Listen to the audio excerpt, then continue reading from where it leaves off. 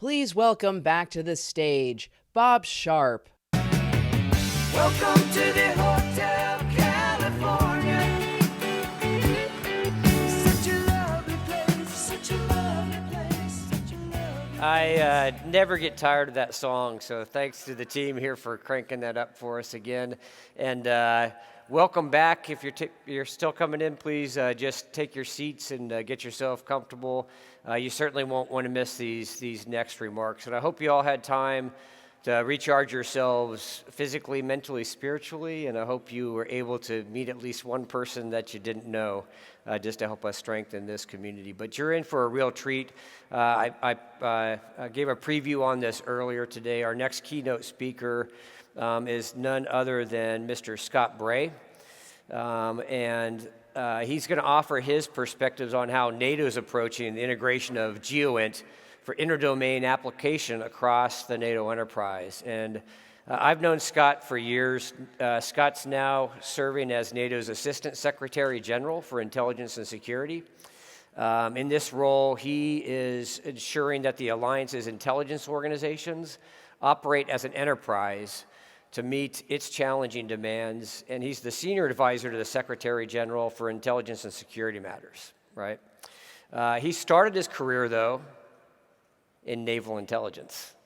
I'm going to say that again. Scott started his career in naval intelligence, served many years within naval intelligence, as did his better half, his wife, who had a full career in naval intelligence.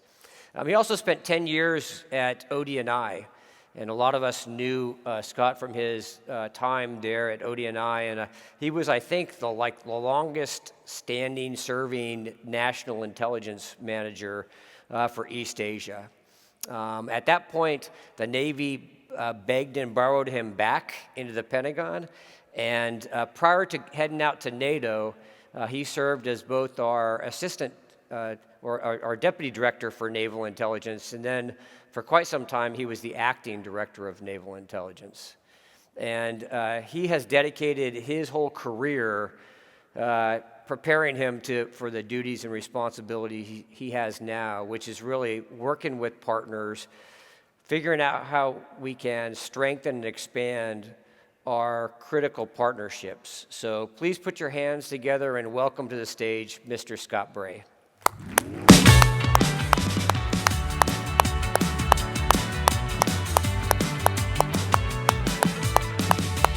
Thanks, Bob. It's good to see you, Thanks brother. so much. Good to see you. Thank you so much. Good morning, everyone. That is fantastic to get a response. That is actually really good.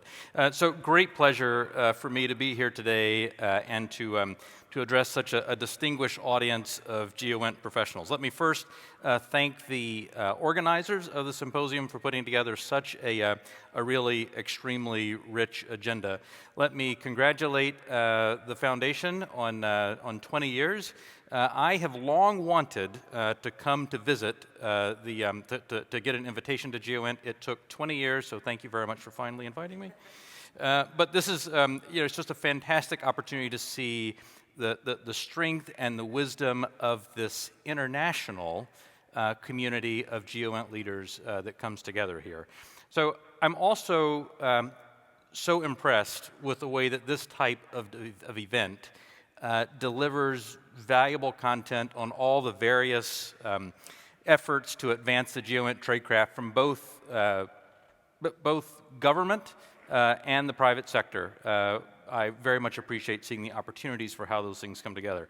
I know that you've heard about my friend Trey Whitworth, Director of NGA's vision on the evolution of GEOINT tools for national security by leveraging state-of-the-art technologies.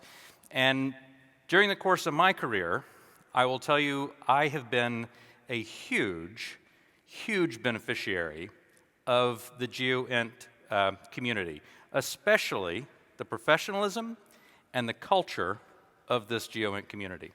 I have often asked for the impossible, and this community has routinely delivered it. In fact, I recall once getting a phone call from the White House with one of those absolutely impossible requests, and they told me I had a 30-minute deadline for that. And I took a minute to explain why it was absolutely impossible for us to do this in 30 minutes. The ask itself was very difficult, the timeline was impossible, and on the other end of the phone I heard 29 minutes. So I did what anyone would do in my spot, and that is I called NGA and said, I have a really impossible request. And they said, you must be kidding.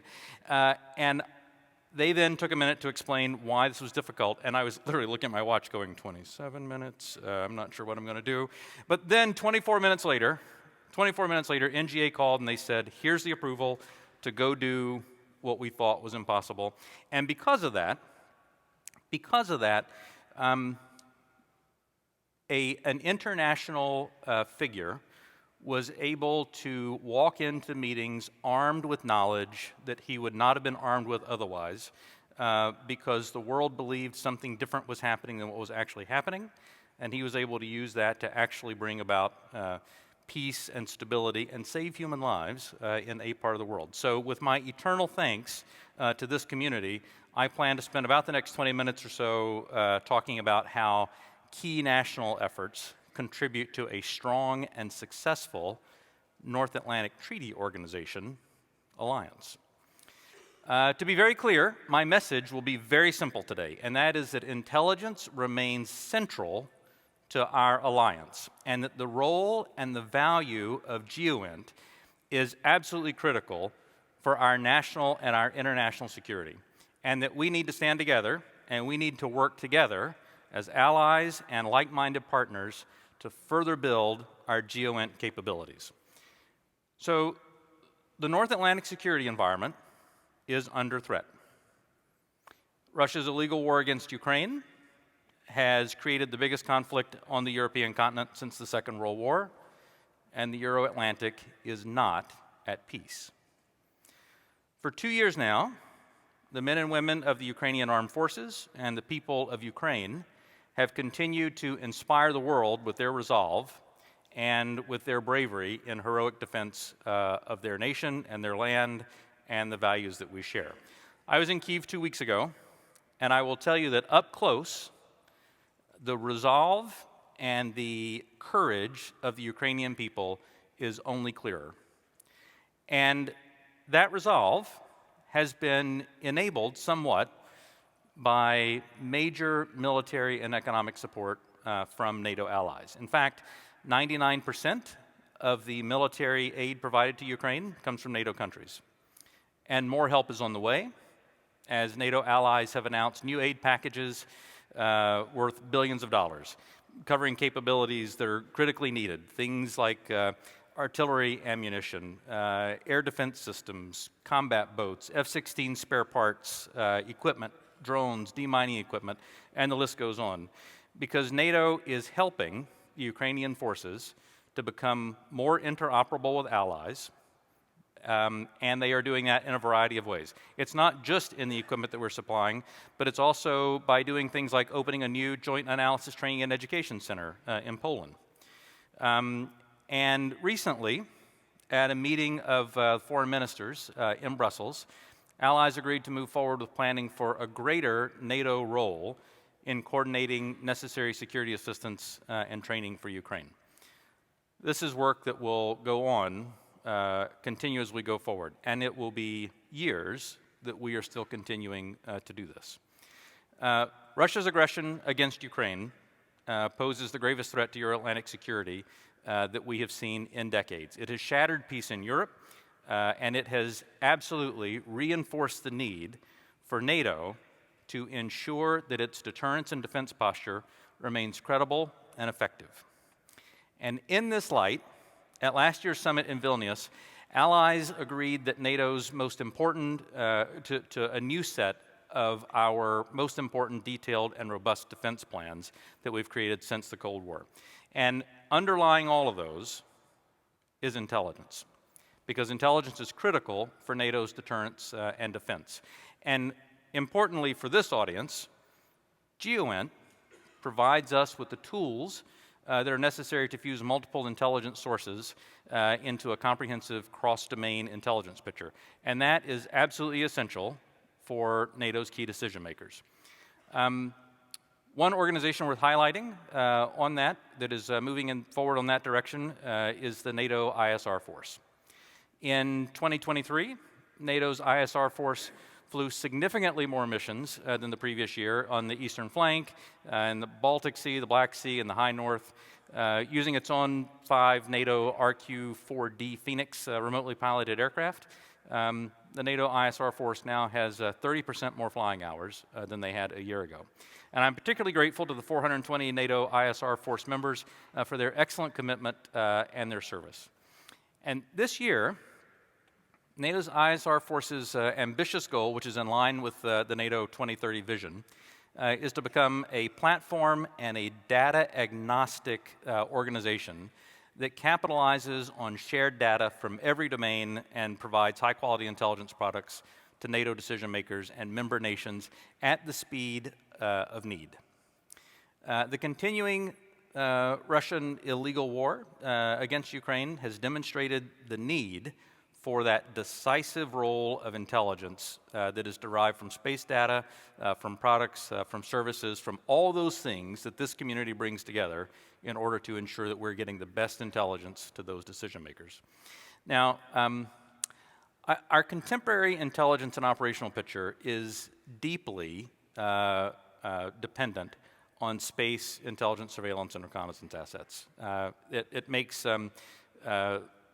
space-based ISR is a key contributor to alliance deterrence and defense. And in the past year, while our most visible intelligence priority was the war in Ukraine, I should also note that NATO continued to deliver all-source intelligence analysis on a broad range of topics to support the political and the military elements of NATO. Intelligence played a key role in informing NATO's work on important issues, of course, related to Russia's war in Ukraine, but also to the continuing threat from terrorism, to the systemic challenge that's posed by China, to cyber threats, and to a wide range of additional regional cross-cutting issues that affect NATO allies and partners. And I can tell you, from where I sit, the appetite, the expectations, and the centrality of intelligence to NATO is only growing. Now, Russia's war against Ukraine has global implications, and NATO allies need to pay close attention to those implications, including the implications that we see from the support that Russia is receiving in its war effort from China, from North Korea, and from Iran. And as authoritarian powers are increasingly aligned, NATO and its partners must stand united to defend a global order that is governed by law, not by force. And for this, timely access to geospatial intelligence at a global scale is essential. Now, faced with growing strategic competition, NATO has been stepping up innovation in new technologies such as AI, quantum, cyber, hypersonic, space, every buzzword that I could throw into there, we are investing in, all while making sure that technological advances are achieved in a responsible way and in full respect of our democratic values and international law. The alliance's ability to fulfill its core task increasingly relies on adoption of digital technologies. Recognizing the urgency of a digitally transformed alliance, NATO allies have agreed to the digital transformation implementation strategy to underpin our ability to conduct multi-domain operations, to drive interoperability across all domains, to enhance situational awareness, and to support political consultation and employ data-driven decision-making. Last October, our Allied Command for Transformation, which is based in Norfolk, Virginia, organized a dedicated multi-domain operations conference in Denmark to emphasize the importance of embracing a cultural change within NATO in order to fully exploit the benefits of an interconnected approach to enable those multi-domain operations. And as part of the digital transformation agenda, we will optimize, modernize, and transform the NATO intelligence system architecture with an innovative spirit and a commitment to security by design, because I know that we often talk about our willingness to share intelligence. And willingness to share intelligence seems to always be the thing that we go back to on what does it take to make our partnerships work well, or to make our to get the right intelligence support to consumers when they need it. But to do that, we need to have efficient and secure means to share. So we are transforming into a multi-domain enabled alliance, and we are going to from a platform-centric to a data-centric force. And that is why the work on a federated NATO intelligence systems architecture remains a key priority for NATO. And the geospatial section at NATO headquarters has been supporting the decision-making process at NATO with a determined and innovative approach since 2011. And within NATO, that section, together with the NATO Intelligence Fusion Center, jointly represent a technologically advanced hub for GEOINT and for GeoAI, which is often taken as a reference model throughout the alliance as how these things work well together. NATO's strategic concept for 2022 recognizes the critical role of technology, and in particular of emerging and disruptive technologies in shaping the future of the alliance. And it also highlights the fact that these EDTs bring both opportunities and risks. They're altering the character of conflict, acquiring greater strategic importance, and becoming a key arena of global competition. Increasingly, technological primacy influences success on the battlefield, and the operational importance of these emerging disruptive technologies, as well as of access to and adaptation of commercial technologies in current operations, have been highlighted in the context of Russia's war of aggression against Ukraine. NATO's strategic competitors and potential adversaries are investing heavily in technologies that can be highly effective, particularly in malign hybrid activities, and that can be decisive in conflict. So we are accelerating our own efforts to ensure that the alliance maintains its technological edge in emerging and disruptive technologies, also that we can retain our interoperability and our military edge, including through dual-use solutions. We're working together to adopt and integrate new technologies, to cooperate with the private sector, to protect our innovative ecosystems, to shape standards, and to commit to the principles of responsible use that reflect our democratic values and human rights. So to this end, the NATO Advisory Committee on GEOINT and IMINT, the NACG, continues to play a key role since its inception in 2019 to ensure coherence across the NATO intelligence enterprise and to provide advice to the alliance leadership. And their work is essential for the correct implementation of the GEOINT and IMINT policies that we take on. So about those technologies, NATO is committed to investing more in technologies to maintain the cutting edge. National partnerships, while working closely with industry, will be essential as we modernize NATO's intelligence systems. There are numerous innovative projects and initiatives that are developed by NATO allies and partners, and those projects are aimed at further advancing NATO's intelligence gathering capabilities and situational awareness on all 5 operational domains. So I welcome such initiatives as the Alliance Persistent Surveillance from Space, APSS, and the Strategic Space Situational Awareness System, 3SAS. They are great examples of the work, the innovative work that NATO is doing to integrate the space domain in its capability development and gain information superiority within this domain. Space technology is a dynamic and rapidly evolving sector, and it is essential to the alliance's deterrence and defense posture. Space underpins NATO's ability to navigate and track forces, to have robust communications, to detect missile launches, to ensure effective command and control, and the list goes on. And more than half more than half of active satellites orbiting the Earth today belong to NATO members or companies based in NATO countries. In 2019, allies adopted a space policy and recognized space as a new operational domain alongside air, land, maritime, and cyberspace.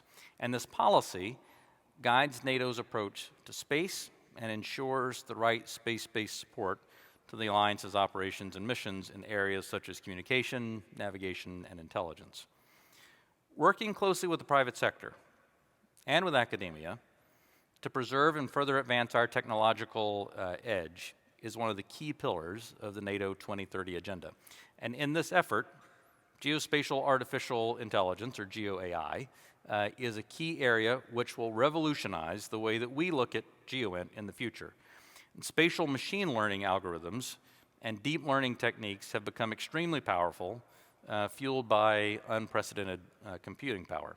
Leveraging these technologies on large collections of imagery or geospatial data will allow us to greatly improve the intelligence production cycle through applications like automatic change detection in areas of interest, or socioeconomic analysis, maritime safety, analysis of space and cyber events, and many others.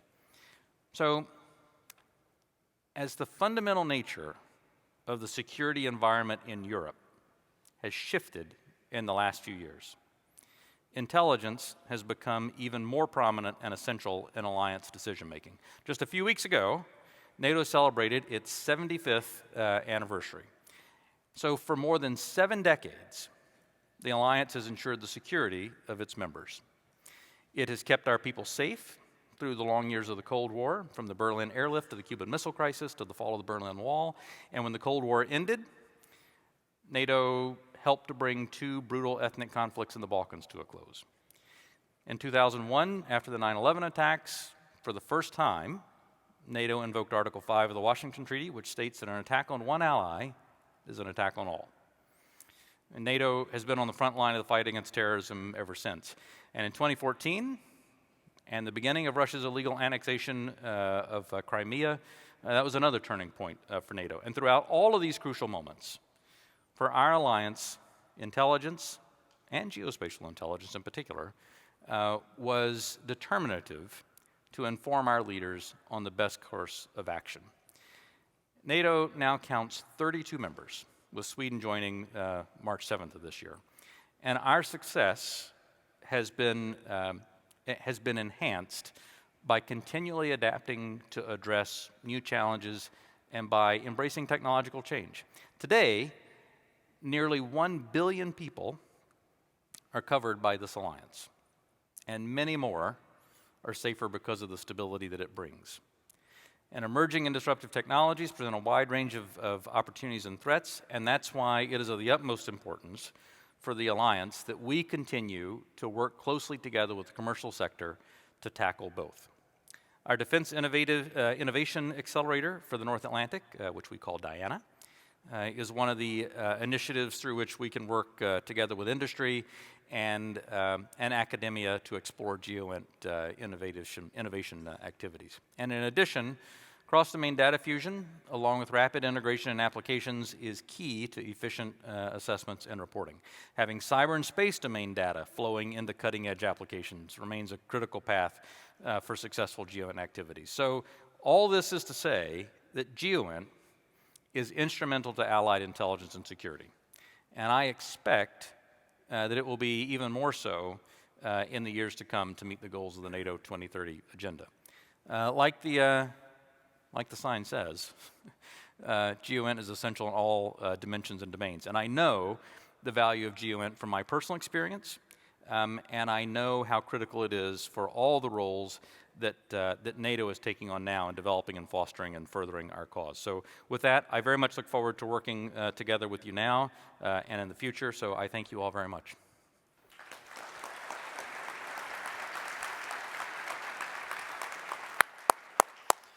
We have about 7.5 minutes for Q&A, but I think we can use that time wisely. Please, thank you for your comments. Thank you. And I do have a number of questions here to get us started, and as always, if you're looking to submit a question to the team here, They will show, once again, the website you can go to, the application you can use, or you can text your questions in, and they'll get those out to us as well. But I really greatly appreciated your comments and your perspective, and I figured you would raise the fact that although we're having a 20th year anniversary, you just celebrated 75. There we go, right. Which was great. And one of the questions I had was when they were cutting the cake, right? Yeah. In the Navy, it's always like the seasoned person and the junior. Yeah. Who was cutting the cake there? You know who cut the cake? The Secretary General and the Belgian Foreign Minister. Okay. Since we're there, they cut the cake together. But you know what they didn't do? They didn't then give us all cake. Oh. I've never been to a Navy event in which we didn't all then have cake, but yeah. I'll bet you can find cake around here. I bet you're right. The chocolate's pretty good in Belgium too. So. Yeah. Hey, did you bring some? Well, I had to bring it up, didn't I? Right. You know how passionate I am about partnerships, and one of the things I always talking about our partnerships is we not only have good friends, we have friends that are really good. Yeah. And it is something that all of our nations cherish because we're so much stronger together. And I had worked for General Mattis at one point, and when he came down to the Central Command, he gathered everybody together, and he said, "I've been doing this for a few years, like 40, and during my time in service, I've been in a few scrapes here and there, and every time I have been, I look to my left and I look to my right, and there are people in funny uniforms." Yeah. And he said, and I don't mean the United States Navy, United States Air Force, I mean our international partners. So it has always been the bedrock of how we address security and needs to be. I know you've been there for a little bit, but not that long, but just based off of your time there and getting a feel for what's working well, what's not working well. You talked about the importance of becoming digital, right, and sharing really data at the data level. How good are we doing at sharing data amongst the coalition members at the data? What do you wish we could do that we're not doing?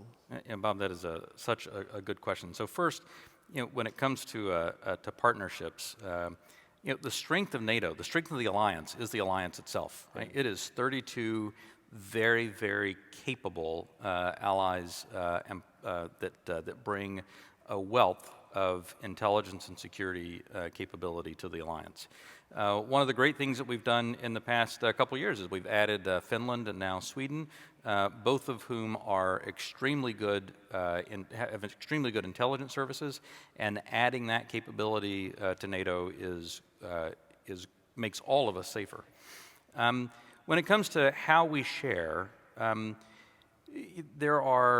first of all, I think that we actually share quite well. The United States is, of course, a fantastic contributor in that, as are the other 31 allies. They all bring what they can uniquely do.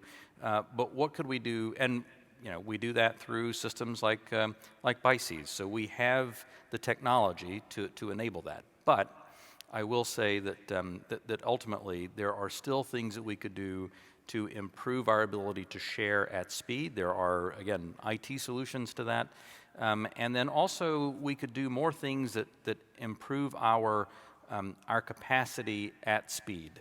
So, with 32 allies, with lots of intelligence that comes in, ultimately, in a world in which we are faced with not just the Russia and Ukraine challenge, but with so many other issues, then ultimately what we need is more capacity for rapid exploitation and sense-making of that intelligence. And I think that is a place where certainly private industry is leading, and we need to do more partnering with that in order to really enhance our ability to share it at the speed that we need it. If I could build off that, Scott, because I have a question from the audience that's talking about, and since we have so many industry partners that are represented here down in the expo, there's a question on when U.S. companies are going to be able to, how can they approach NATO? How can they approach their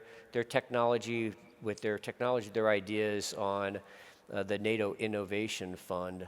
to try and get potential solutions for your team's consideration? So with the Innovation Fund, I think there's a website for that. I would, if only I knew it right off the top of my head, but I think a good search of that should show you Diana, D-I-A-N-A. If you search for that, it'll probably show you the best ways to actually find what specifically we're looking for now. Otherwise, beyond that, I would say that we are always open to. We never are so confident that we believe we have the right answer. We always know that there are others at the cutting edge, and I would say that when you have those things, finding those ways to get it to our experts that really show the value of that cutting edge thing that you have, we are always open to listening to that. Thank you for that, and I'm confident that we have people that can find that website. Yeah. Right, and I'm surprised it's not on the screen behind me already. Right. Yeah. Well, it goes to show. At one point I was talking to somebody in there who was a little hesitant to interact with industry, and they said, if I talk to them, they may want to sell me something. And my response was, what if it's something we need, right? Right, exactly. What if it's like the answer we've been searching for all this time? So I think that's also a strength of such a big coalition. Right. It's not only those nations like on the government that you're interacting with. Exactly. It's all their friends, right? It's their industry base That's that you're right. tapping into. You mentioned some of the reconnaissance you fly and everything, and how do you think you do on collecting for release? Right, or convincing partner nations to do that? Well, so I think it varies a lot. Right, it varies a lot. Every country has their own challenges of what things it is that they're going to share. But ultimately, I think that through lots of parts of the alliance, the collection that they do is, especially on GEOINT, is done, with the idea from the very beginning that it would be shared within the alliance. So I think that in reality, allies do pretty well on that. It's not universal, but I think we do pretty well. That's good. And I'm out of time, but I will give you, as I did with Linnea Jones, one more question, which I like to offer to keynote speakers, which is, what question were you hoping I asked that I didn't? And can you respond to it? So, Bob, we've known each other a long time, so I knew that you would ask something about partnerships. So I'm not surprised at that. I think the other thing that maybe if I had an opportunity to emphasize, it would just be this. It would be to really make sure that everyone understands that the security environment that we are in today is different. Yeah. We are reapproaching. We're not talking about great power competition right now in Europe. We're talking about the fact that Europe. There is open conflict in Europe, and the degree of integration that it is going to take between all the allies and to include the United States, and with our private industry partners to ensure that our defense industrial capacity, our intelligence industrial capacity is well integrated, is absolutely essential for peace and stability in our era. Thank you for that thought. Thank you for your comments. Thank you for the education here. I will give unsolicited advertisement for you, and this goes to people and partnerships and growing the community. If you have talent and you're looking to grow that talent and give them experiences and to strengthen your own team, if you can look for opportunities where they go get an experience and working at NATO with one of our alliances, you will get a human back that is far more knowledgeable, far more connected, and far more effective for you. So my thanks to you, Scott, and to your team for what you're doing. And please, as you get back to NATO headquarters, let them know that the GEOINT community hears you, and we're here for you. Round of applause for Scott. Thank you. Thanks, brother. That was awesome. I appreciate it. Thanks. Thank you.